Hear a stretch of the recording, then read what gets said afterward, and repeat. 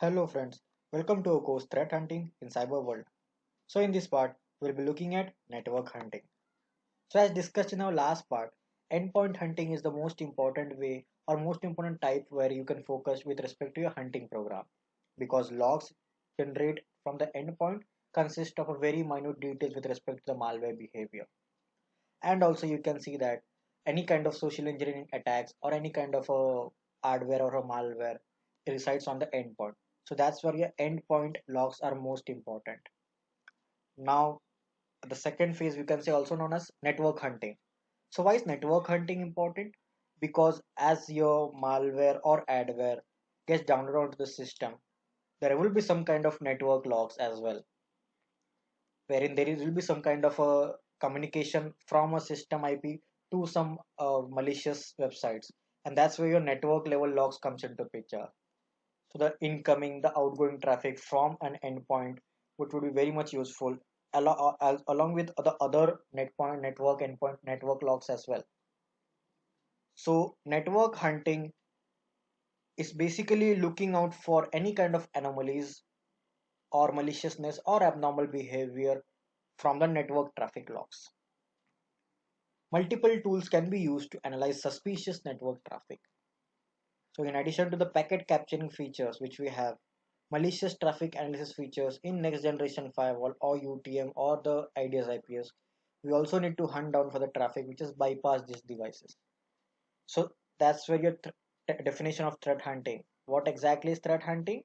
It is a way of iteratively and proactively looking out for threats which have bypassed the existing security solutions. So next generation firewall, UTM or IDS IPS or any kind of proxy solutions, those are the solutions which have rules written on them, which have the signatures updated. But still the attackers are getting smarter day by day and there are various techniques by which they can bypass those security solutions. So that's where your network hunting based on the network traffic logs comes into picture. So we can use Wireshark for this approach. So let's look at a simple example of this. So the network hunting. Let's look at an example of an HTTPS traffic. So what is HTTPS? It's basically a secure version, like secure socket layer SSL version of HTTP, where you have SSL and TLS versions and the certificate installed on the on while communicating to any kind of websites. Now that's the difference between a normal HTTP and a suspicious HTTPS.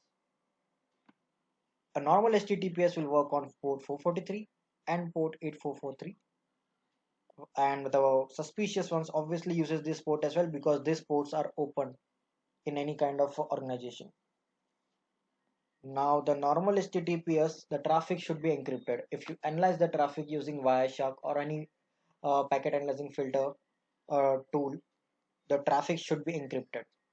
But in suspicious HTTPS traffic, the traffic is not encrypted and the secure socket layer packet details are empty. Something is suspicious about that. In the normal one, web servers in the FQDN format, while in the suspicious one, server will point to an IP address instead of an FQDN name. So that's the difference, and that's how you can hunt out for some kind of maliciousness into your network traffic.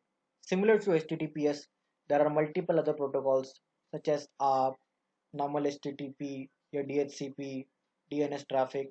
So similar way, you need to hunt out for any kind of maliciousness into those traffics as well. Just identify a distinction between the normal traffic and the suspicious traffic, and once you get that, you can just hunt out basically based on the things which you have noted down in your suspicious ways. So for a quickly example of a suspicious HTTPS connections, if it is observed using Wireshark, so that's how it is. So we have filtered out a connection on the port 443, which is your SSL connection, and as you can see the traffic is totally unencrypted, which is not the case with respect to the HTTPS, right? So we have a HTTPS handshake as well, where there will be client hello, server hello, and then server certificate which will be exchanged. But in these scenarios, the traffic is totally unencrypted, which is so unlikely to be HTTPS. Also, one more point which said the secure socket layer packet details are empty.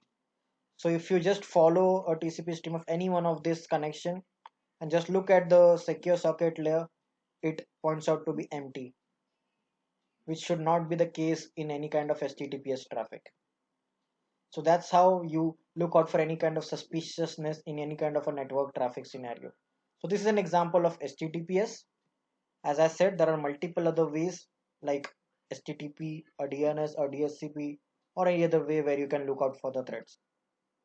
In addition to such traffic identification using Wireshark, the other network hunting scenarios may be looking out for incoming or outgoing connections from any kind of endpoint systems. But such kind of logs will also be obtained by the endpoint level.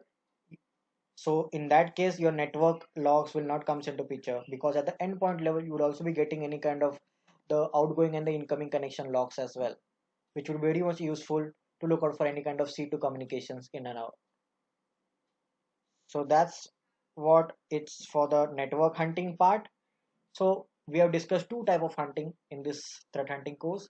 The endpoint hunting, which is the most important way you can say, because the entire malware behavior, starting from the initial access phase to the execution and to the persistence and the exfiltration phase, the entire flow of a attacker life cycle will be very much prevalent in the endpoint logs, the file, the registry, the other kind of activities as well. But with respect to the network hunting level, yes, you need to use various kind of packet analyzing tools such as Wireshark or any other open source tools, and then you need to identify or distinguish between a normal HTTPS connection or a suspicious HTTPS connection or any other normal suspicious traffic. The example as shown out here. So I hope you are enjoying this video series.